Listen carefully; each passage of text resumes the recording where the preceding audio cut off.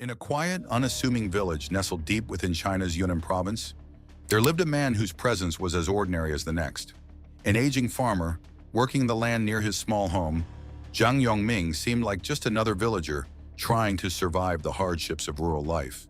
But behind those weathered eyes and calloused hands, a darkness festered, one that would eventually send shockwaves across the nation. Young men and boys mysteriously vanished along a lonely stretch of road near Zhang's home for years. Parents searched in vain, and villagers whispered of strange shadows and unearthly sounds coming from his yard. And when the truth finally surfaced, what authorities found inside his house was so grotesque, so bone-chilling, that even the most seasoned investigators were left speechless. Tonight, we peel back the layers of a nightmare that unfolded in plain sight. Welcome to the terrifying story of Zhang Yongming. Yunnan village was the kind of place where everyone knew each other, where gossip traveled faster than the wind. Surrounded by rolling hills and thick woods, it was a place untouched by time, until young men began to disappear without a trace. Most of them were last seen walking along the same narrow road, a path that snaked past Zhang's house, a place few dared to approach as time passed. What made it more eerie? No one saw them leave. No goodbyes, no explanations. They simply vanished. Villagers began to whisper, fearful glances cast toward Zhang's property. Some claimed to have seen plastic bags hanging from his trees, stuffed with something grotesque, something that looked too large and too shaped to be animal remains. And at night, strange sounds would rise from his yard, low growls from his dogs, and sometimes what people swore were human cries, choked and desperate. But who was Zhang Yongming? Not many knew that behind his wrinkled brow lay a history soaked in darkness. In 1979, decades before the disappearances began, Zhang had been convicted of a violent act so heinous that he was sentenced to death. But through sentence reductions and early releases, a practice not unheard of in those times, Zhang walked free in 1997, returning to Yunnan village as if nothing had happened. Given a small plot of land to restart his life, he became a figure of discomfort, a man people avoided, but no one dared to confront. And in that isolated patch of land, surrounded by the cover of thick woods, his darkest impulses began to stir again. From 2008 to 2012, young men continued to vanish, 11 in total, though some fear the true number is higher. Many of them were teenagers, just boys, trying to make their way home. It wasn't until May 2012, when 19-year-old Han Yao went missing, that things began to unravel. His family's desperate search attracted national attention, and soon China's Ministry of Public Security dispatched a team of investigators to Yunnan province. What they found was far more terrifying than anyone could have imagined. Inside Zhang's home, they discovered jars filled with what looked like preserved human eyes, their pale orbs staring blankly from behind dusty glass.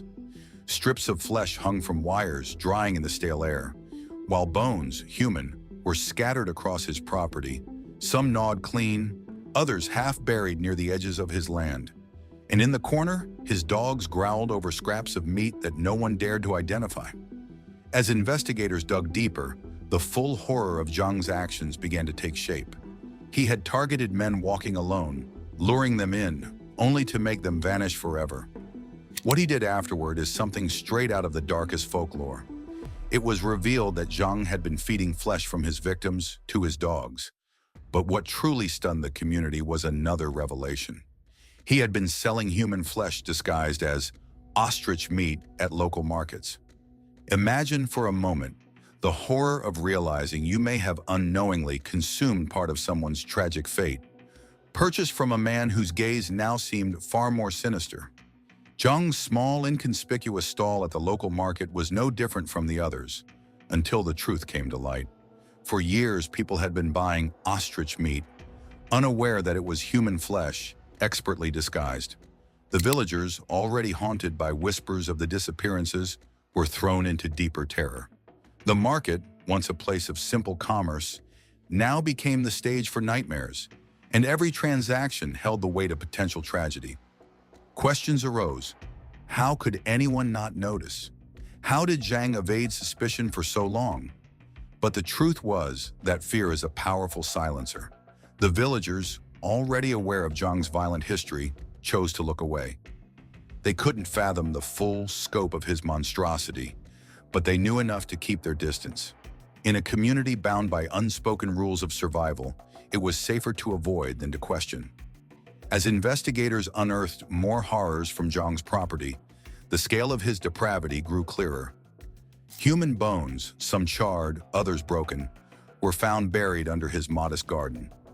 Remains were scattered haphazardly, a grotesque testament to years of unchecked cruelty. Each grim discovery further deepened the sense of betrayal that hung over Yunnan village. This was not just a man with a twisted mind. This was a predator who had seamlessly blended into their midst, exploiting the very trust that held their small world together. As the story broke, questions swirled about how Zhang had managed to continue for so long without being stopped. Villagers admitted to seeing strange things: bones in bags, bloodstains near his yard, odd smells wafting from his home. But fear kept them silent. In a tight-knit village where police often turned a blind eye, no one dared confront a man with such a violent past. Tragically, local police failed to act even when early reports of missing boys surfaced, dismissing them as runaways or misadventures in the woods.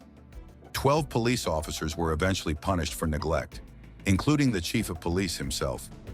But by then, the damage was done, and so many lives were lost.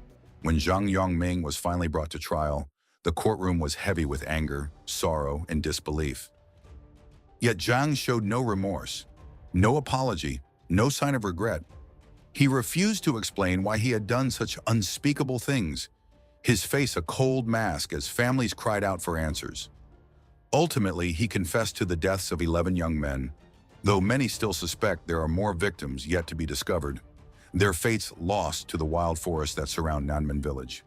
In January 2013, justice finally caught up with Zhang as he was executed for his crimes.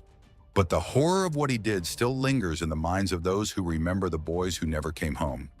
But even with Zhang gone, one chilling mystery remains. During the investigation, police found unidentified remains and bones that didn't match the confirmed victims. To this day, no one knows who those bones belonged to. Were they victims who were never reported missing? Travelers who passed through the wrong village at the wrong time? And perhaps the most haunting question, were there others like Zhang operating in the shadows still out there? Because when one man can carry out such horrors for years without being stopped, what else might be lurking in places we dare not look? If this story left you shaken, let me know your thoughts in the comments below. How could someone hide such darkness in plain sight? And what would you do if you lived in that village, surrounded by whispers and fear? Don't forget to like, share, and subscribe for more true stories that dive deep into the darkest corners of human nature. And remember, sometimes the real monsters aren't hiding under your bed. They're the ones passing you by on the street,